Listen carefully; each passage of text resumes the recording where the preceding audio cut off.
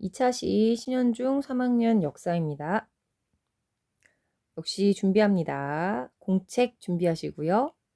없다면 빈 종이 A4 같은 거 절반 정도 접어서 나중에 선생님이 쓰라고 하는 내용 적으시면 됩니다. 그래서 역사 공책에 붙여두시면 돼요. 다시 말씀드리는데 수행평가에 반영할 겁니다. 그러니까 오늘 필기 내용 잘 간직했다가 공책에 적으시고요. 아니면은 뭐 공책에 붙여두시면 됩니다. 필기도구 당연히 필요하겠죠. 지난 시간에는 뭐 이런 얘기 했습니다. 세계에는 제국주의 시대였다. 그러면 우리나라는 어떻게 되냐? 우리나라도 열심히 따라가서 제국주의 국가가 돼서 다른 나라를 식민지로 삼던지 아니면 식민지가 되던지 아니면 어렵지만 독립국을 유지하던지 요 세 가지밖에 없었습니다. 세계가 각각 각 지역으로 분열되어 있다가 이 시기는 이제 교통과 통신 같은 게 발달하면서 안 개방된 곳이 없었어요. 그래서 제국주의 국가가 되던지 식민지가 되던지 아니면 독립국을 어렵게나마 유지하던지 세 가지밖에 없는데요. 우리나라는 안타깝게도 일본의 식민 지배를 받게 되었죠. 오늘 배울 내용은 1920년대입니다. 기억을 한번 되돌려 볼게요. 1910년대 우리가 일본 식민 지배를 받기 시작하면서 초기에 정치를 한번 기억을 되돌려 보도록 하겠습니다. 일본은 우리를 식민 지배하기 위해서 조선에 총독부를 설치합니다. 총독부의 대장은 총독인데요. 육군 군인 출신이 주로 총독으로 왔습니다. 그 총독부는 육군이나 해군 등 군인 출신으로 보낸다라고 아예 일본 법에 되어 있었어요. 총독은 행정권, 사법권, 입법권을 모두 다 가지는 사람입니다.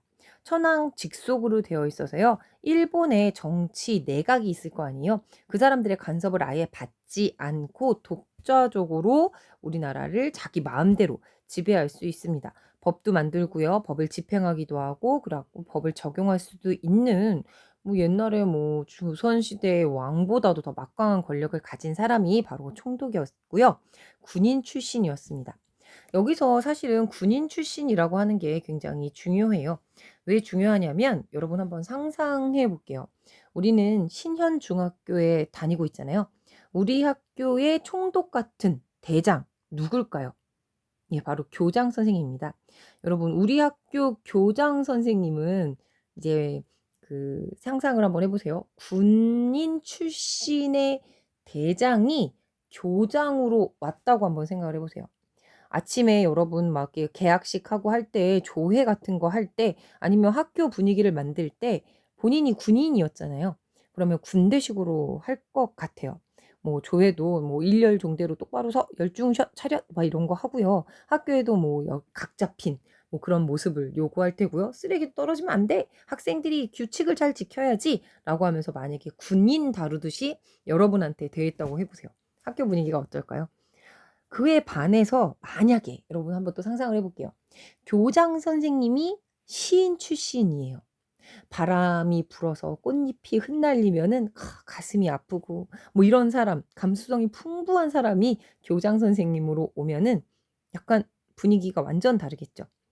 선생님이 얘기하고 싶은 건 이거예요. 조선 총독부에 총독이 있는데 그 총독이 군인 출신이었다는 것은 조선을 군대식으로 엄격하고 뭐 그렇게 다스리겠다라고 하는 그런 모습이다라고 여러분이 상상해 주시면 생각해 주시면 좋을 것 같아요. 그 조선 총독부 출신의 총독을 군인으로 했을 뿐만 아니라 1910년대 헌병 경찰 제도를 시행했죠. 헌병과 경찰을 따로 떼놓고 생각을 하셔야 되는데요. 헌병? 경찰? 무엇일까요? 헌병은 여러분 군인이죠. 군인의 경찰이 헌병이에요. 군인이 잘못하면 군인을 잡아가는 사람이 헌병인데 헌병이 경찰의 역할까지 하는 것이 헌병 경찰 제도입니다. 뭐 이런 일이 있으면 안 되는데 여러분이 만약에 집에 가다가 누가 여러분을 못 살게 구는 거예요. 뭐 삥을 뜯는다고 하죠. 야, 돈 있으면 돈 좀 내놔봐 라고 했다고 생각을 한번 해보세요.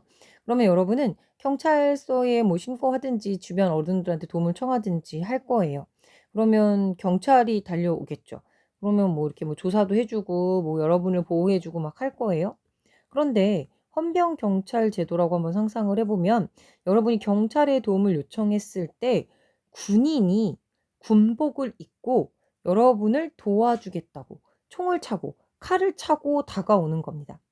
여러분 지금 여러분이 상상하고 있는 경찰이 아니라 군인이 여러분을 도와주러 온다고 한번 상상해 보세요. 약간 조금 더 엄하죠. 약간 좀 무서울 것 같은데요. 살펴보면은 헌병이 경찰 업무를 담당했던 게 헌병 경찰 제도인데요. 주요 업무, 치안, 행정, 첩보 수집, 의병 토벌, 범죄 즉각 처분, 산림 감시, 숲을 감시하는 거죠. 어업도 단속하고, 징세를 도와주고, 일본어 보급, 도로 개수, 산림 농사 개량, 부업 장려, 법령 보급 등등. 이게 주요 업무만 봐도 어마어마한데요. 한국인들, 조선 사람들을 경찰이 뭐 여러 가지 민중의 지팡이로서 사람들을 보호해 주고 뭐 시민을 보호해 주고 그런 게 아니라 군인이 경찰 업무를 하면서 사람들을 완벽하게 감시하고 통제하겠다라고 하는 모습을 보여주는 것이 헌병 경찰 제도입니다. 조금만 잘못하거나 경찰의 눈밖에 나면은 군인이 경찰이니까요. 바로 잡아가고 엄하게 뭐 때리기도 하고 실제로 그렇게 그 즉각 그 자리에서 때리기도 했다고 하는 게 바로 헌병 경찰 제도예요. 그래서 이 시기에 통치를 무단 통치, 칼로 무식하게 통치했다라고 해서 무단 통치기라고 얘기하죠. 교육도 굉장히 엄격했습니다. 교사가 제복에 칼을 차고 있습니다. 여러분 담임 선생님 한번 떠올려 보세요. 아침에 조회도 하시고 종례도 하시고 "누구야 일어나라. 수업 들어야지." 이렇게 계속 여러분한테 전화하고 하시는 분인 거잖아요. 여러분이 3 월 2일 날 개학을 해서 이제 고등학교 가실 건데 학교에 딱 갔어요. 아 이제 막 두근두근하고 뭐 친구들은 누굴까 두근두근하는데 사실 제일 걱정되는 게 누가 담임일까잖아요. 누가 담임으로 들어올까 막 두근두근하는데 앞에 문이 촥 열리면서 군복에 칼을 찬 담임이 여러분 수업 시간에 아니면 뭐 조회 시간에 들어왔다고 한번 상상해 보세요. 어떤 생각 들 것 같아요? '아 올해는 망했다.' 이런 생각 들 것 같지 않나요? 지각하면 선생님이 야 누구야. 지각하면 안 돼. 수업 열심히 들어야지." 이렇게 좋은 말로 다루는 게 아니라 막 제복에 칼까지 차고 있으면은요. 칼을 빼들거나 "너 지각했어. 청소를 도망갔어."라고 하면서 칼을 빼들었다고 상상해 보시면 되게 무서울 것 같은데요. 굉장히 교육도 엄하게 했다고 합니다. 목적은 일본어 보급이 일단 가장 기본적인 목적이었어요. 일본어를 알려주려고 하는 뭐 문화적인 이유가 아니고요. 일본 제국에 충량한 충성심을 가진 선량한 국민을 만드는 게 그들의 목표였다고 합니다. 그러니까 뭐 철학을 가리키고 인문학을 가리켜서 뭐 인재를 육성하고 그러는 게 아니라 가장 기본적인 실업 교육 위주로 시켜서 그 제국주의 설명드렸잖아요. 모든 자기네 일본의 이득을 위한 국민을 키우려고 하는 게 일본의 교육의 목표였던 것이죠. 중추원이라고 하는 것도 기억해 두시면 좋을 것 같아요. 가끔씩 객관식 시험에 나오거든요. 이건 뭐냐면은요. 한국인 자문기구예요. 한국인 자문기구를 두어서 만약에 우리가 뭐 식민지배하는데 "너네한테 뭐 궁금한 거 있으면 물어볼게." 라고 하면서 식민지배를 시작했던 시기에 총독부 안에다 설치해 놓은 건데 사실 실제로는 한 번도 모인 적이 없다고 해요. 그냥 뭐 약간 일본 사람들이 조선의 그 지식인들 한국의 지식인들을 자기네 편으로 포섭하려고 끌어들이려고 만들었던 형식적인 기구였죠. 그리고 법도 굉장히 무섭게 통치를 했는데요. 뭐 예를 들면 직결 처분권입니다. 그 헌병 경찰이 지나가다가 누가 맘에 안 들어요. 뭐 길거리에 가다가 껌을 뱉었어. 뭐 가로수를 나무를 분질렀어. 뭐 이런 식으로 해서 그러면 뭐 가서 "아 그러지 마세요."라고 얘기하는 게 아니라 그 자리에서 그 사람을 처분할 수 있는 권한이 직결 처분권입니다. 이거는 단순히 뭐 치안과 아니면 뭐 위풍양속을 해쳤다 뭐 이래서 처분하는 게 아니라 저 사람 독립운동하는 거 아니야?' 라고 의심이 되면 의심만 돼도 바로 잡아갈 수 있는 그래서 직결 처분권이라는 게 있었어요. 1919년 같은 경우에는요. 직결 처분으로 처분된 사람 1918년 같은 경우에는요. 9만 5천 건이었다고 얘기를 해요. 그래서 뭐 하루에 경찰들 눈에 뭐 약간 밉보인 사람들은 바로 잡아가서 처벌할 수 있었다고 하고요. 태형령이라는 것도 있었습니다. 실제로 일본에서는 태형은 이렇게 다른 사람을 때리는 거잖아요. 근데 일본에선 1882년쯤에 근대화되면서 없어졌는데 조선에만 태형령을 다시 부활시켜요. 그래서 한국인은 아직 미개하니까 문명화되기 위해서 때려야 돼라고 하는 명목하에 만들어진 거예요. 뭐 예를 들으면 진짜 많이 때렸다고 하는데요. 아까도 잠깐 말씀드렸지만 뭐 가로수를 꺾었다고 5대, 집안 청소를 게을리했다고 10대, 우통을 벗고 일했다고 뭐 20대, 뭐 이런 식으로 뭐 학교에서 학교 숲에서 나무를 했다, 뭐 덜 익은 감을 팔았다, 집 앞 청소를 안 했다 이런 식으로 뭐 약간 꼬투리만 잡으면 무조건 데려다가 때렸다고 하는 것이 태형령입니다. 이렇게 지금 다 무단 통치를 살펴보면은 한국인은 아직 문명화돼 있지 않고 더럽고 게으르니까 선진국이고 문명화된 일본이 때려서라도 너네를 도와줄게 라고 하는 명목하에 무식하게 통치했던 게 무단 통치라는 것을 짐작할 수 있습니다. 그래서 1919년 3.1운동이 일어나게 되죠. 3.1운동의 배경을 한번 살펴보면요. 세계적으로는 1차 세계대전이 끝나서 그 제국주의 국가들끼리 싸움 전쟁이었거든요. 이게 끝나서 이제 식민지를 어떻게 하냐 뭐 이런 얘기를 하고 있을 때였고요. 일본에서는 1918년 쌀 폭동이 일어나요. 쌀값이 많이 올라서 일본 내부에서 무력으로 진압하면서 이거에 대한 비난으로 정권이 교체된 상황이었습니다. 우리나라는요.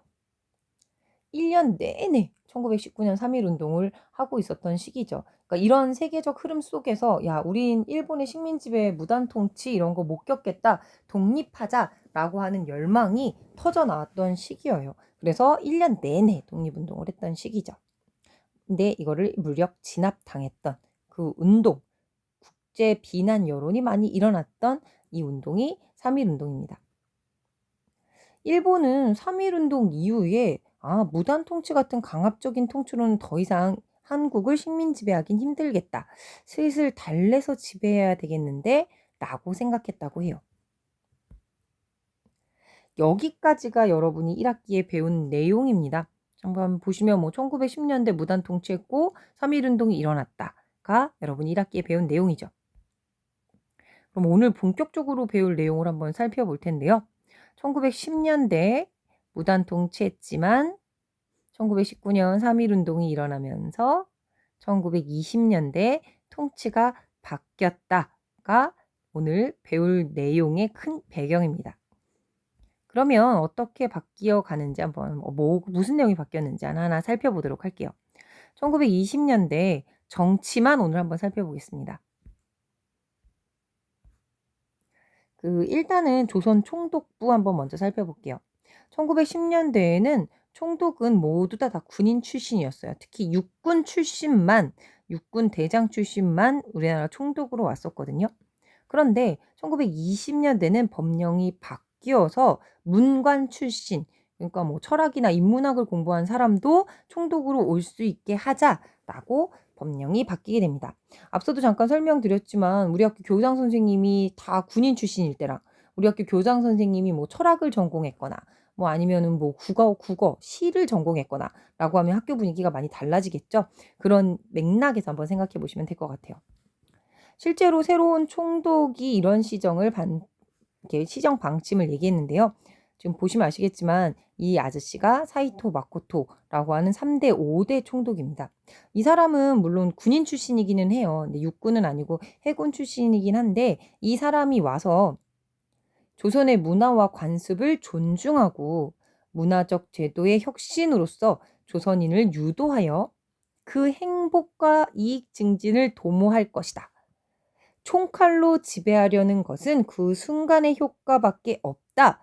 라고 얘기하면서 잘 지배하겠다. 라고 얘기했다고 해요. 그러면 뭔가 좋아지나? 라고 생각할 수 있겠죠. 달라질 것 같기도 하는데요. 계속 한번 살펴볼게요. 경찰 제도도 바뀌게 됩니다. 1910년대에는요. 헌병이 경찰인 헌병 경찰 제도였어요. 무시무시했죠. 그런데 군인이 경찰인 제도였습니다. 1920년대는요. 보통 경찰 제도. 짜장면 이름도 아닌데요. 경찰이 그냥 평범한 그냥 뭐 "보통 경찰로 할게. 원래 평범한 경찰 해 줄게."라고 하면서 제도도 바꾸게 됩니다. 군복을 입고 있다가 경찰 옷을 입고 있게 되면은 사람들이 경찰을 바라보는 시선도 달라지겠죠. '진짜 이거 이전하고 다르게 좋아지나?' 라는 생각이 들게 됩니다. 교육도 너네 너무 니네 우미나는 교육만 한 것 같아. 약간 실업 교육 위주로 하고 뭐 인문학 교육도 없었고 그래서 그거 바꿔서 1920년대는 교육 기회를 많이 확대시켜 줄게. 그래서 실제로 지금으로 치면 초등학교를 굉장히 많이 지어 주고 이전보다 뭔가 분위기가 달라졌어요. 학교 설립을 많이 해 주었던 시기이기도 합니다. 언론의 자유도 줄게. 뭐 우리나라 헌법에도 언론 집회 결사의 자유라고 있는데 그걸 일부 허용해 줄게라고 얘기하게 됩니다. 그 식민 지배하기 전인 1907년에 신문지법이라는 걸 만들어서 신문을 발간하려면 사전에 허가를 받아야 돼라고 얘기를 했었었거든요. 그래서 아무런 신문도 한글 신문을 허가를 안 해주다가 1920년대 들어서 한글로 된 신문을 허가해 줬습니다. 그래서 크게 신문지 3개가 나오는데 그중에 2개의 종류를 말씀드리면요. 조선일보와 동아일보가 이 당시에 허가를 받고 한국인들의 신문으로 자리 잡게 되는 것이죠. 중추원도 1910년대까지만 해도요. 소집된 적이 없는데 3.1운동 이후에 중추원이 소집이 되고요.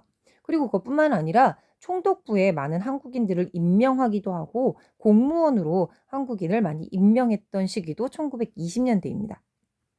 그래서 이 통치를 문화 통치라고 하는데 하나하나 살펴보니까 좋아진 건가? 식민 통치가 이전보다 많이 좋아진 것 같은 느낌이 드는데요. 살펴볼게요. 진짜 일본의 속내는 어떤 것이었을까요? 1910년대에 다시 한번 살펴보겠습니다. 무단 통치했죠. 조선 총독부의 총독은 군인 출신의 헌병 경찰 제도에 교사가 제복에 칼이 있고 중추원은 만들었지만 소집된 적은 없고 태형령을 만들어서 한국 사람들을 막 때렸습니다. 그러다가 1920년대에는요. 문관 총독 임명하게 해 줄게. 보통 경찰 제도 할게. 교육의 기회도 확대해 줄게. 언론의 자유 줄게. 관직에 한국인도 임명해 줄게. 태형령은 없애 줄게. 라고 했습니다. 그런데 좋아진 것 같은데요. 실제로 하나하나 살펴보면요. 끝까지 1945년 8월 15일까지 문관 총독은 임명된 적이 한 번도 없습니다. 보통 경찰제도 시행했는데요. 경찰서와 경찰 수는 5배에서 6배 이전보다 더 많아졌습니다. 여러분 요거는 한번 이렇게 생각을 해 보세요. 여러분 그 담임 선생님이 여러분한테 도움을 주는 존재이기도 하지만 여러분을 감시하는 존재이기도 하잖아요. 담임 선생님이 지금 한 판에 1명인데 담임 선생님이 4명이라고 생각을 해 보세요. 아침 조회 때 담임이 4명이 들어오는 거예요. 그래서 앞 뒤에 2명씩 서서 여러분을 지켜보는 거예요. 뭐 아침에 온라인 수업 안 들어오면은 담임 선생님 4명이 여러분한테 전화를 하는 거예요. 어떨까요? 더 숨막힐 것 같죠? 그러니까 헌병 경찰 제도에서 보통 경찰 제도로 바뀌어서 옷은 바뀌었지만 오히려 감시는 더 심해졌다고 볼 수 있어요. 교육의 기회도 확대했다고 하는데 몽땅 다 학교는 만들어졌지만 초등학교 위주 그리고 기술 교육만 하겠다. 이건 어떻게 보면은요 여러분 공장 같은 거를 많이 설립했을 때 글자를 모르는 사람들을 데려다가 일을 시키기 좋을까요? 어려울까요? 적어도 자기 이름 쓰고 숫자 정도는 세야지 공장에서 일을 할 수 있을 거 아니에요. 그래서 오히려 자신들이 노동자를 저렴한 노동력을 쓰기 위해서 초급 교육 기술만 했던 게 아니냐라고 보고 있죠. 언론의 자유를 줬다고 했어요. 그래서 한글 신문 만들었다고 했죠. 근데 굉장히 엄격하게 검열했습니다. 그래서 이 시기에 이걸 민족 분열 통치다라고 하게 되는데요. 동아일보 신문 한번 살펴볼게요. 동아일보라고 여기 적혀 있죠. 보시면 되게 어이없게 신문에 빈칸이 있습니다. 아니 연습장으로 쓰라는 것도 아니고요. 이렇게 빈칸이 많은 이유는요. 사전에 신문을 가져와서 이 기사 빼, 이 기사 빼, 이 기사 빼, 이 기사 빼라고 하면서 아예 검열을 당한 거예요. 그 일본 입장에서는요. 그러니까 오히려 한국인들이 이런 신문 같은 거를 안 내줬더니 어디에서 무슨 생각을 가지고 있는지 알 수 없는데 한글로 된 신문을 내게 해주면서 지식인들이 자신이 가지고 있는 생각을 신문을 통해서 내보이게 되면서 사전에 이런 생각들을 하고 있구나. 이걸 막아야 되겠다. 라고 해서 어떻게 흘러가는지 더 여론을 잘 볼 수 있게 된 거죠. 그래서 한국인한테 잘해주는 것처럼 보이지만 오히려 더 감시하기 좋아진 그런 상황이었다고 볼 수 있습니다. 그리고 한국인을 임명했다고 했는데 친일 인사만, 지독한 친일 세력만 해서요. 아까 이거는 오히려 이렇게 잘해주는 척 했지만 그게 아니어서요. 우리 민족을 분열, 그리고 이간하는, 이렇게 사이를 이렇게 벌어 놓는 거. 뭐 친구 3명이 있는데 한 명이 그 다른 사람 없을 때 뭐 욕해 가지고 사이 버려 놓고 막 이런 걸 이간질한다고 그러잖아요. 그런 것처럼 이간 우리 민족을 분열하는 정책이다라고 해서 아까도 잠깐 보여줬지만 민족 분열 통치다. 1910년대는 무단 통치고 1920년대는 민족 분열 통치다라고 이야기하고 있습니다. 그 밑에 있는 그 아까 잠깐 보여드렸던 사이토 마코토의 시정 반침 마저 한번 살펴볼게요. 남을 지배하려면 철학과 종교, 교육 그리고 문화를 앞세워 정신을 지배해야 된다. 선왕의 은혜에 감사하도록 조선 민중에게 온정을 베풀어야 한다. 그들을 세뇌시켜야 한다. 라고 얘기하고 있어요. 그러니까 일단은 잘해주는 척 하면서 빼먹을 거 다 빼먹고 그러면서 그 사람들을 분열, 이간시키려고 했다는 것이 1920년대 문화통치의 본질입니다. 그리고 계속 알려드리면요. 1910년대에는 태영령 등이 있었는데 1920년대 들어오면서 태영령은 폐지했어요. 하지만 치안유지법이라고 하는 것을 1925년에 만들었어요. 치안유지법은 뭐냐면 그러니까 만약에 뭐 보통 경찰이 저 사람 좀 수상한데 라고 하면 무조건 잡아갈 수 있는 법이 치안유지법이에요. 치안에 뭐 나쁠 수 있다라고 하는 사람을 무조건 잡아갈 수 있는 게 치안유지법인데 겉으로는 사회주의자를 잡아가겠다라고 얘기했지만 실제로 이 법을 실시한 이유는요. 아마도 당연하죠. 독립운동가들을 잡기 위함. 그러니까 잘해주는 척했지만 오히려 자기네가 원하는 방향으로만 잘해주고 나머지 사람들을 싹 다 잡아가기 위한 통치가 1920년대 통치였다라는 걸 알 수 있습니다. 한번 그러면 정리해 볼게요. 1910년대, 1920년대 일단 이렇게 구분이 되고요. 1910년대는 무단 통치, 1920년대는 3.1운동을 거치면서 민족 분열 통치로 가게 됩니다. 헌병경찰 등 단순 무식하게 억압 통치를 하다가 이전보다는 잘해주는 척, 대우해주는 척 했지만 실제로는 차별, 이간, 분열로 통치했던 것이 바로 이 1920년대의 식민 통치 특징입니다. 요거를 잘 구분해서 머릿속에 쏙 넣어놓고 느낌을 가지셔야 됩니다. 그 학교 오시면 선생님이 칠판에다 크게 표를 만들어 놓고 통째로 외우라고 할 거예요. 그래서 이렇게 느낌을 가지고 있으셔야 금방 외워집니다. 이 선생님이 이제부터 보여드린 내용을 그대로 적으셔야 됩니다. 1920년대 분열 통치인데요. 정치적으로 봤을 때 원인은 3.1운동 때문이고요. 내용은 이렇습니다. 정책은 문관 총독도 임명 가능했다. 보통 경찰제도 시행했다. 교육기회 확대했다. 언론의 자유를 일부 허용했다. 총독부에 한국인을 임명했다. 잘해주는 것 같지만 실제로는 안 되고 증가했고 뭐 그랬다라는 내용들이죠. 법은 치안유지법 같은 걸 만들어서 더 엄격하게 통제했고요. 이는 모두 다 민족 이간 분열을 위한 것이었다라는 내용을 그대로 적으시면 됩니다. 잠시만요. 일단은 영상은 여기서 끝입니다. 이제 다 적으신 다음에 줌으로 오시면 되는데요. 선생님이 이제 마지막으로 여기를 틀어놓고 여기 이전 영상을 보고서 끝낼 거예요. 다시 한번 잠깐만 다시 보여드릴게요.